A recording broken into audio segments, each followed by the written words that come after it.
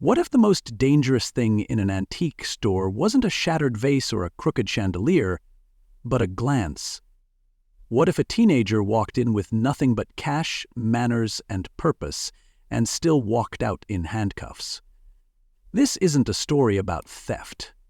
It's about the story where the price of a silver pocket watch is far less than the cost of a boy's dignity. And when he said he was calling his mother, no one expected the woman on the other end of the line to be the one person in town with enough power to flip the whole room silent. Leave a comment below to let us know where you are watching from, and if you like fascinating stories like this, don't forget to hit that subscribe button, because tomorrow we have another incredible story, and there are many surprises waiting for you in the next parts. 17-year-old Malik Rivers didn't walk into Wellington Antiques to make a statement. He walked in because he'd saved for months to buy back a memory. His grandfather's lost pocket watch, the same one Pops gave up decades ago to help his family survive. Malik came in clean, composed, respectful. But it turns out, in some places, being polite and black still doesn't buy you the benefit of the doubt. He didn't stumble over his words. He didn't touch what he wasn't told to. He didn't raise his voice, even when the store clerk did. But the moment that watch slipped slightly in his grip, caught immediately, never dropped, everything shifted. It wasn't an accident anymore. It was a narrative, written before he even crossed the threshold. A boy becomes a suspect becomes a threat, all before he could finish saying, "It's a gift." The cold sandwich in Celeste Morgan's story was replaced here with cold suspicion, served not with plastic wrap, but with polite contempt. The store clerk saw clean clothes and a steady voice, and still chose to see a problem, not a person. And when the police were called, Malik didn't panic. He didn't shout. He just made one call and said, "I'm calling my mom." The story could have ended there, could have followed the script we've all seen too many times. But it didn't. Because sometimes the most dangerous stereotype isn't the one shouted, it's the one whispered behind glass counters. And the most powerful response isn't noise, it's presence. Because when Mayor Regina Rivers walked through that door, the story didn't end. It began. Malik caught the watch. Let's start there, because that part never made it into Brenda's version. His fingers, fast from months of stacking dog-walking money and hardware store shifts, reacted before the silver even tilted fully in his palm. It never hit the counter, never wobbled, never even left his grip, but that didn't matter, because Brenda had already decided what kind of story this was.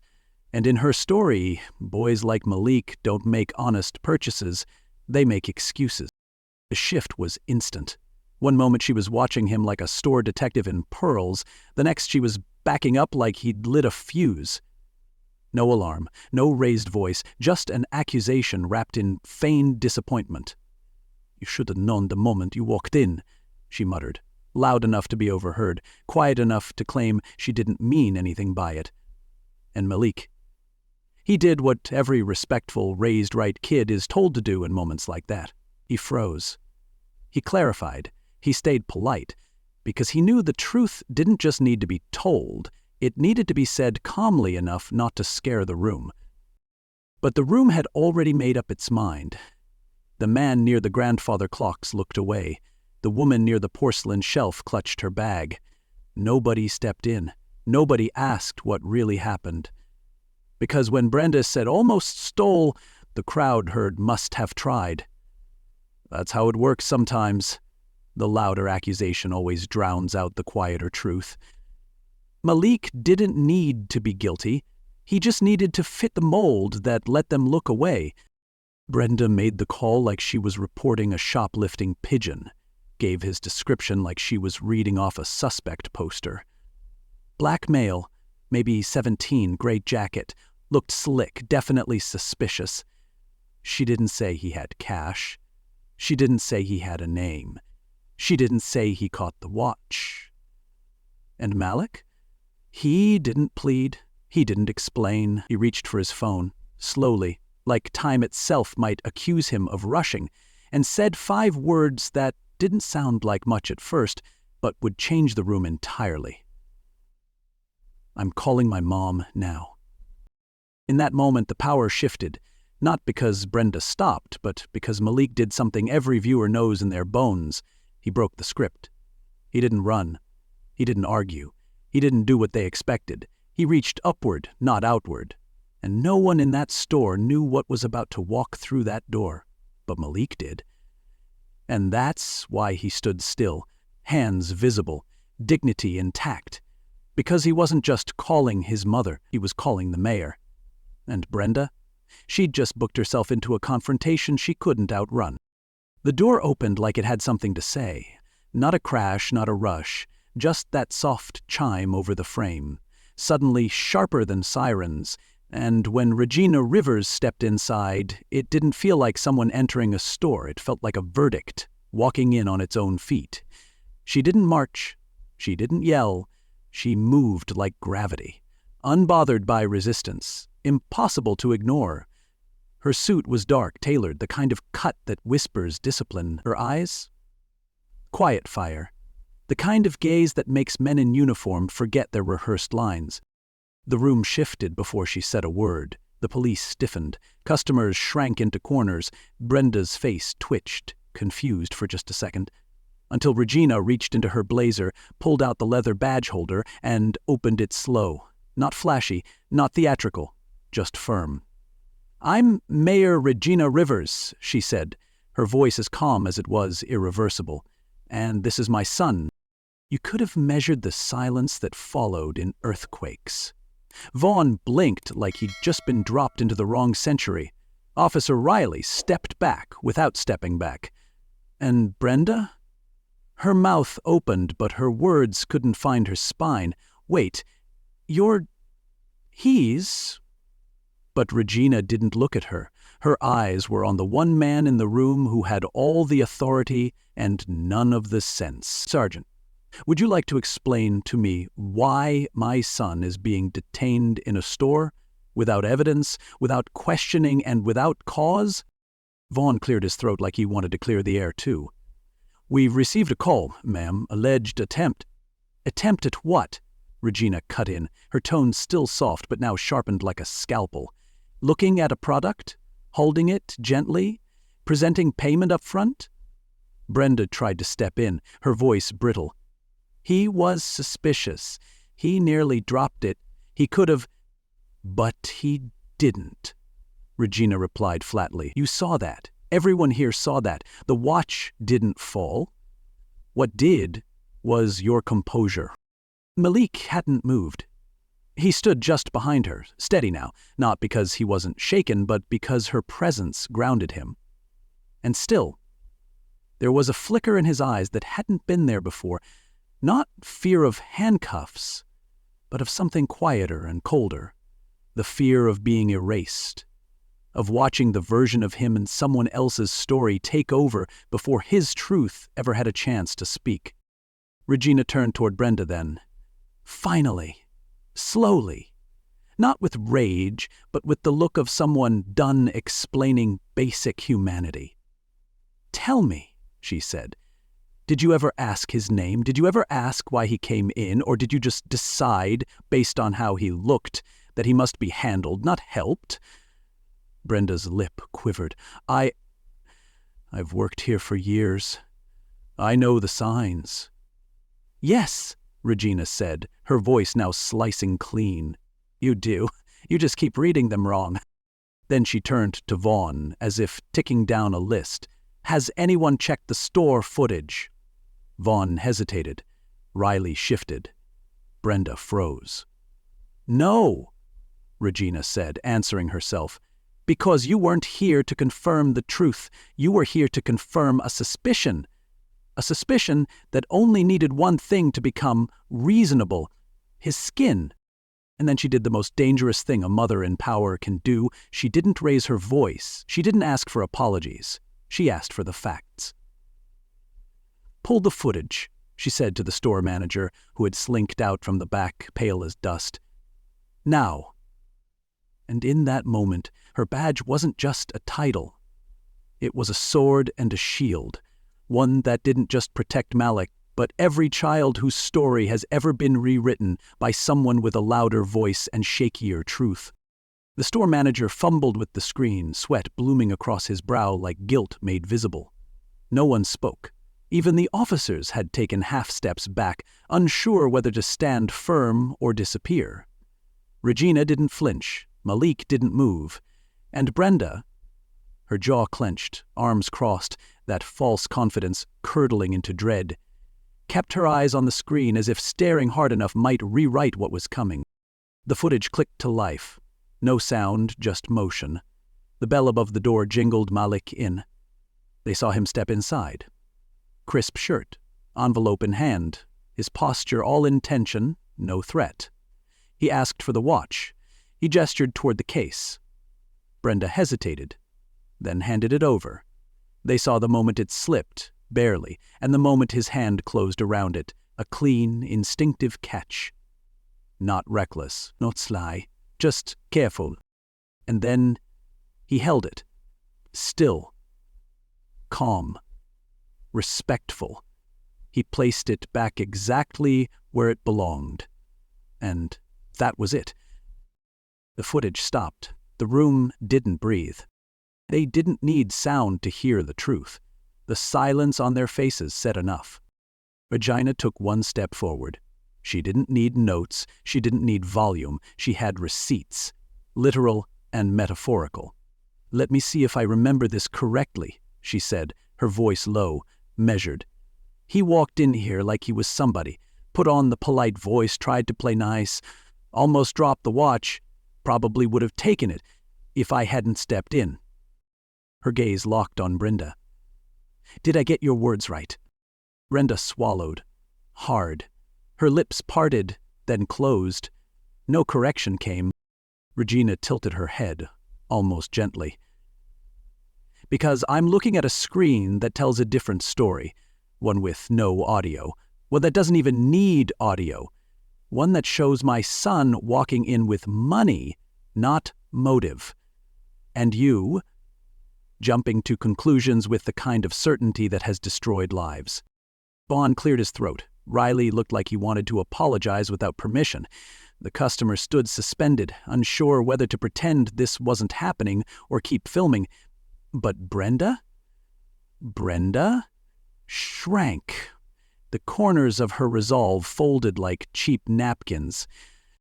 "I didn't mean," she started, but Regina raised a hand, not rudely, just enough to cut the air clean. "No. You did. You meant every word. That's what makes this worse." She let the pause hang. "You meant it before he walked in. You just waited for something, anything, to confirm what you already believed. And when that something didn't arrive, you made it up." Brenda's arms had dropped by now. Her back wasn't straight anymore. The sharp angles of superiority had dulled into something closer to collapse. The manager looked like he wanted to melt into the floor. "Mayor Rivas, we didn't know.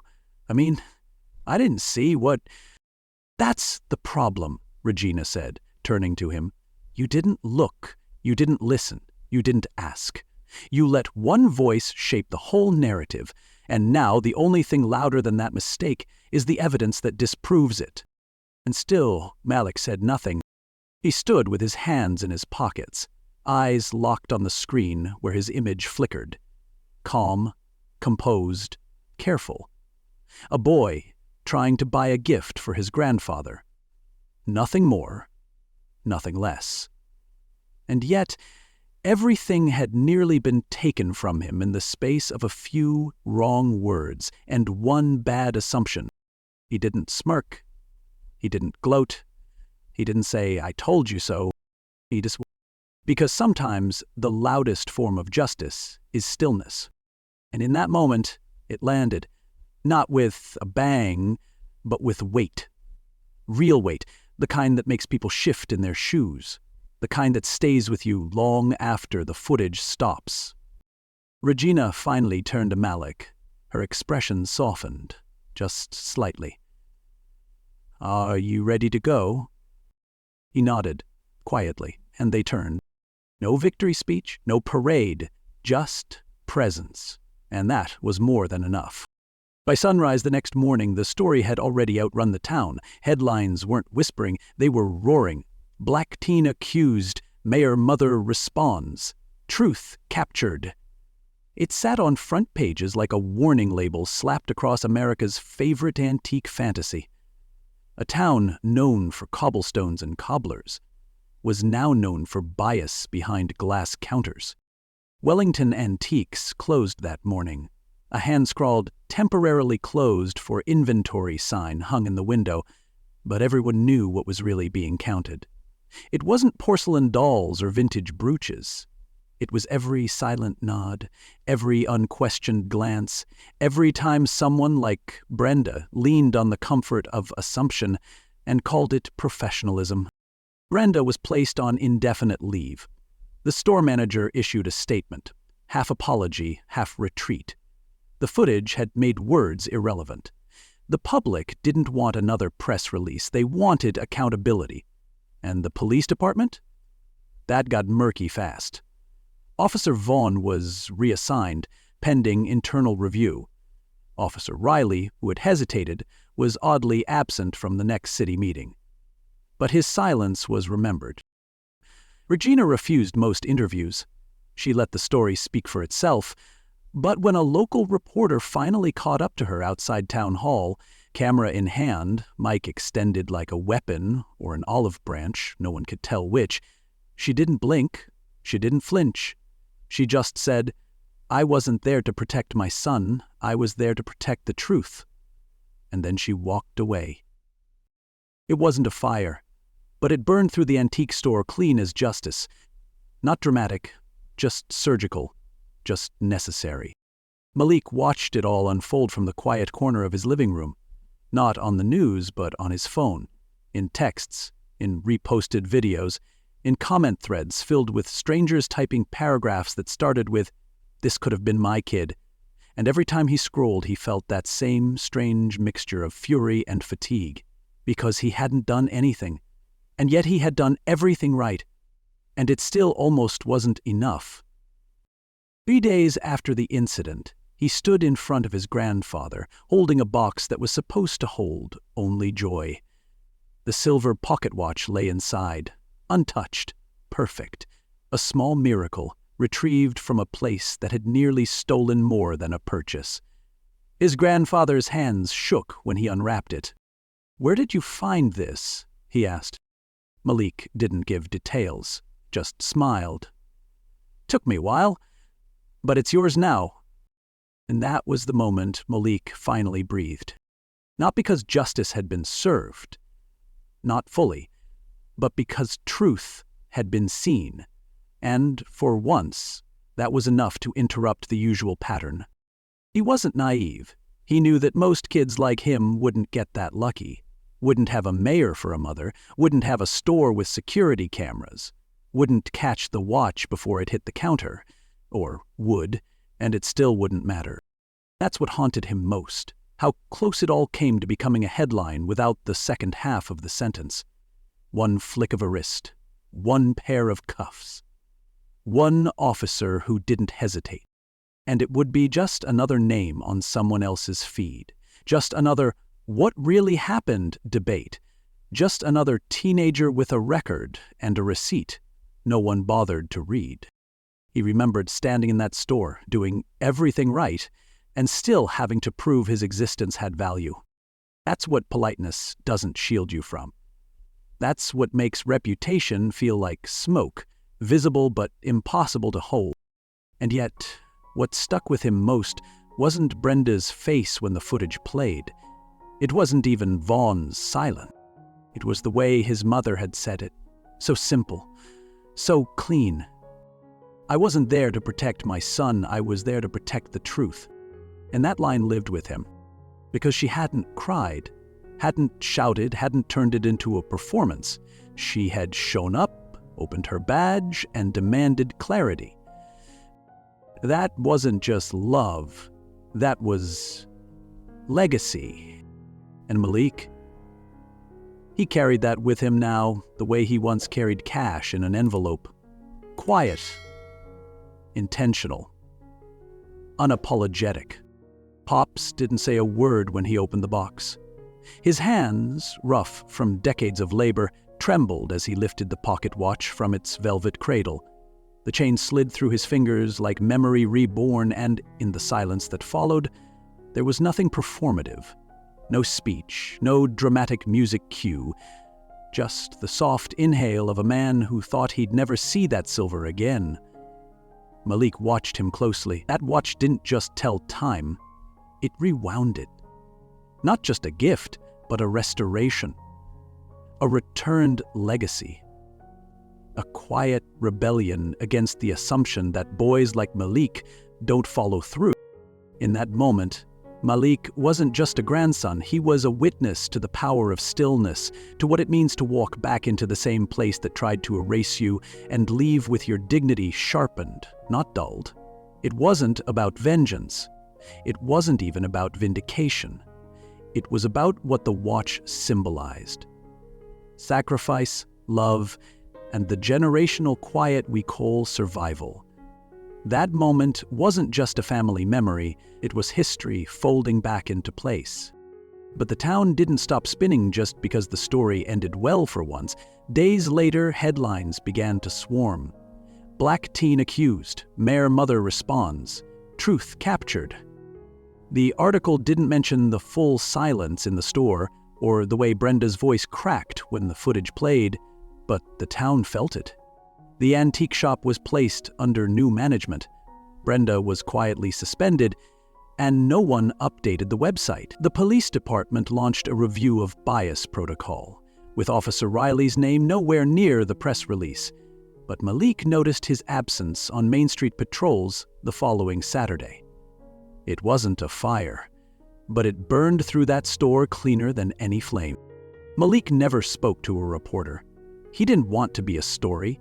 He wanted to be left alone. But the truth didn't ask his permission. It walked with him now. He could feel it in the way people looked at him in Clyde's Hardware, where he still stocked shelves every weekend. Some nodded with recognition. Some looked away. One woman came up to him and said, "I showed that video to my son." He didn't know what to say. He just nodded. It was happening. People were seeing what they'd once ignored. Regina? She didn't bask in the headlines either. When asked by a journalist how it felt to rescue her son, she said, "I didn't show up to protect my son. I showed up to protect the truth. He never should have needed rescuing in the first place." The line hung in the air, printed, posted, quoted, and yet she never reposted it. Because for her, it wasn't a soundbite. It was policy in motion, and the next week she passed a proposal through the city council, anti-bias training for all shopkeepers, a youth advisory board on racial equity, and a hotline for anonymous reports. They named it the glass line. Not because it was fragile, but because it was the line between what people say happens and what cameras now confirm. The town changed. Not overnight, but like a clock repaired. Subtle ticks toward something better. Schools began holding open forums. Teachers started saying Malik's name with pride. Even the barista at the local cafe started asking questions that mattered. Not, "How's school?" but "How are you feeling?" And that shift, that sliver of care, meant more than anyone would admit. Malik, for his part, stayed quiet. But it wasn't retreat. It was clarity. He understood that his silence didn't mean submission. It meant space for others to take this on. Because this story, it wasn't just about a silver watch. It was about being seen, and being seen without performing. As for Wellington Antiques, it reopened under new leadership. A couple in their 30s painted the walls, replaced the chandeliers, and started a scholarship in Malik's name. They called it the Watch Fund, to help young people pursue leadership, community safety, and truth-telling. The irony? Not lost on anyone. So here's the question. When was the last time you stood still while someone else was being erased? When was the last time you heard the sound of dignity catching itself mid-fall and said nothing? This story wasn't loud. It didn't end in protest chants or courtroom verdicts. It ended with a boy handing his grandfather a piece of time they thought was lost, and a mother flipping her badge not like a weapon, but like a mirror. They didn't need to raise their voices, they just needed to hold the line. Because when the world expects you to break, the boldest thing you can do is remain whole. Leave a comment below to let us know where you are watching from. And if you like fascinating stories like this, don't forget to hit that subscribe button because tomorrow we have another incredible story and there are many surprises waiting for you in the next parts.